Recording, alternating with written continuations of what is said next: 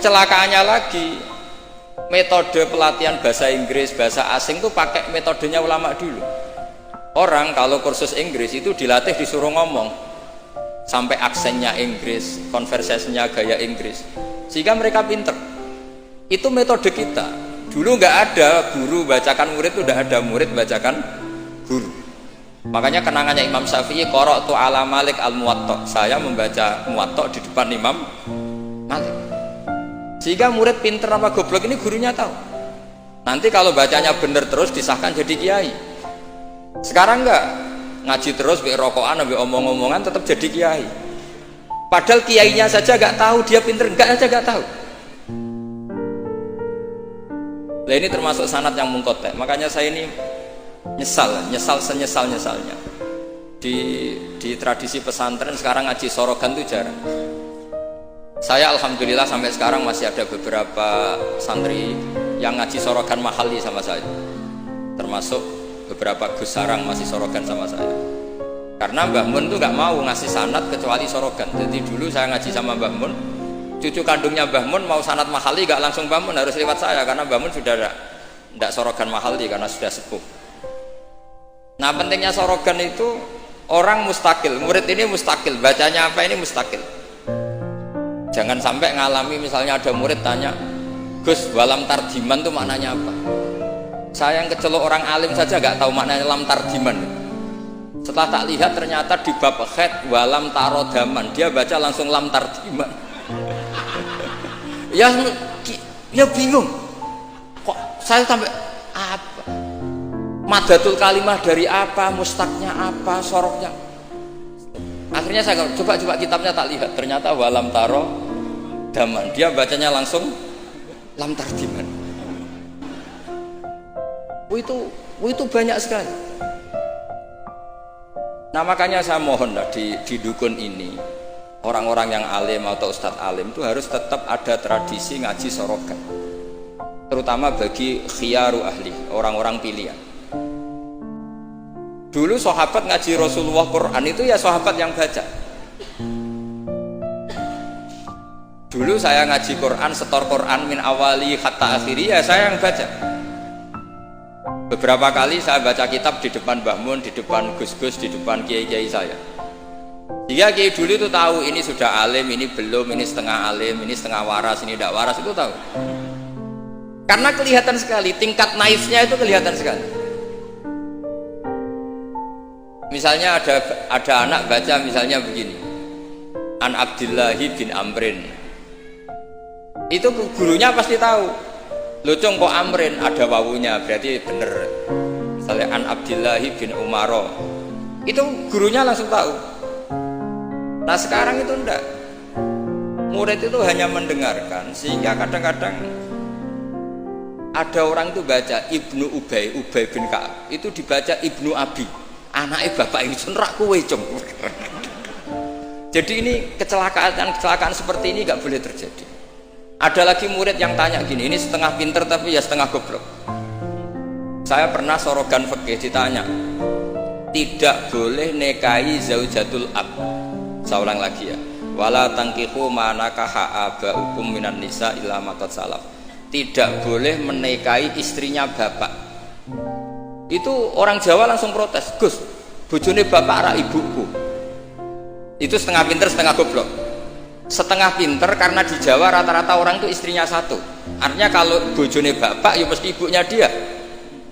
Tapi kalau dibaca di Arab, wong Arab itu kan bojone papat sing telu gonta ganti, sehingga bapaknya ini kadang pernah nikah sampai 10 orang. Paham ya? Orang Arab, mungkin orang Jawa Timur ya rodok Arab, banyak kiai yang istrinya ada satu kan. Nah sebetulnya orang Jawa Timur yang paling tidak iskal, karena saya ulang lagi ya, sehingga dia tanya, Gus, bojone bapak ora ibu, mosok wong kok dilarang kawin bojone bapak? Ya mesti wae ra bakal wong bojone bapak iku ibu. Dia protes, kenapa harus dilarang, wong karuan nggak mungkin terjadi. Tak terangno. Kalau orang Arab kan mungkin, yaitu bojone bapak satu ibu kamu, dua Sri, terus Wahyuni atau siapa. Ini orang yang pernah dinikahi bapak kamu itu haram kamu nikah. Nah berhubung dia orang Jawa, bojone bapak itu mesti ibu, karena ibu istrinya satu. Nah itu setengah pinter setengah goblok. Setengah pinternya bisa bantah, agak cerdas lah, bisa usul gitu. Setengah gobloknya itu sebetulnya ketika dengan ibunya itu bahasa Arabnya bukan zaujatul ab tapi ummuka. Kamu tidak boleh menikahi ummuka. Jadi bukan dimasukkan zaujatu abika. Jadi kalau dalam bahasa fikih itu status yang dipakai status terdekat. Jadi misalnya saya menghukum ibu saya ya ummi, itu ibu saya. Tapi ketika istrinya bapak yang lain harus distatuskan zaujatu abika. Itu tidak bisa, kalau orang nggak sorogan itu tidak bisa. Nah kalau orang-orang NU, orang-orang pesantren saja sudah ada alim, apalagi yang di luar kita.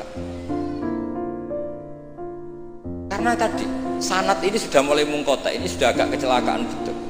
Dulu Imam Malik tuh ngaji di depan Imam Malik ngaji di depan Imam Zuhri, ya sorogan. Imam Syafi'i ngaji di depan Imam Malik, baca muwatta khatam benar semua.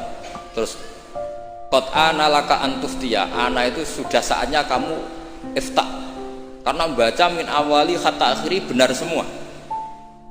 Masih ngaji sama Sufyan bin Uyainah, masih ngaji sama Sufyan As-Sauri, terakhir beliau ngaji sama Muhammad bin Hasan As-Syaibani di Irak. Itu semuanya yang baca Imam Syafi'i, sak logikanya. Terakhir dites begini Imam Syafi'i, sama sih, saya termasuk sering baca kitab Risalatus Syafi'i.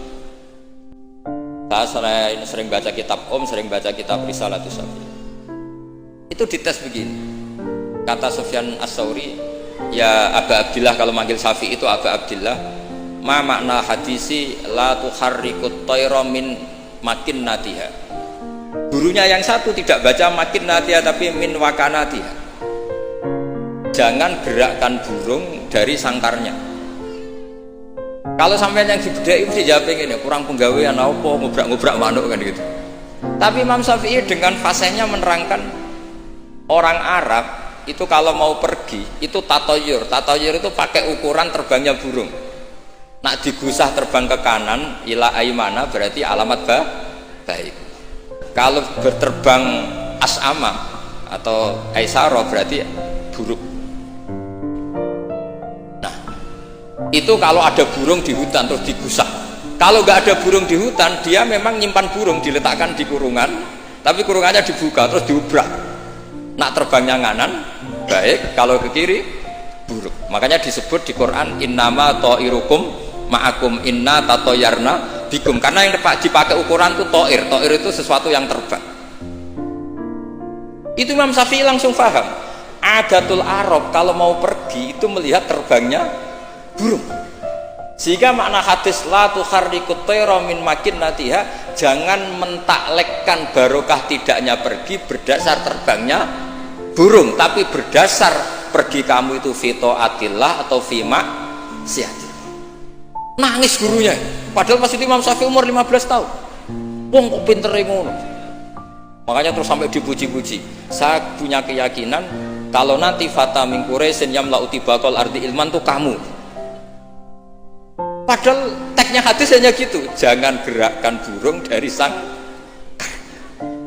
Itu dulu mungkin orang alim sampai seperti itu mungkin, karena ngajinya sorokan mustaqil. Saya beberapa kali dites Mbah Mun, hak coro kowe naib Indonesia itu fasek ta ora? Ora dijawab fasek ya rodok fasek untuk mel-melan terus. Nak dijawab fasek padha karo ngukumi nikahe wong sak Indonesia agak sah mergo waline napa. Nah, kula pengalaman karena kula sering ngaji sama Mbah Mun pengalaman. Jenengan ra kepengin nikahe wong sak Indonesia sah. Iya, aku kepengin sah. Nak ngoten tak hukumi mboten fasik. Itu Mbah Mun sewenengnya saya sampai diambung itu dia bilang gitu. Cara wong Arab nak seneng diambung bombonan. Kowe ku muridku tenan kata. Karena itu memang jebakan. Jadi ya sudah seperti itu. Itu mungkin kalau ngaji sorogan.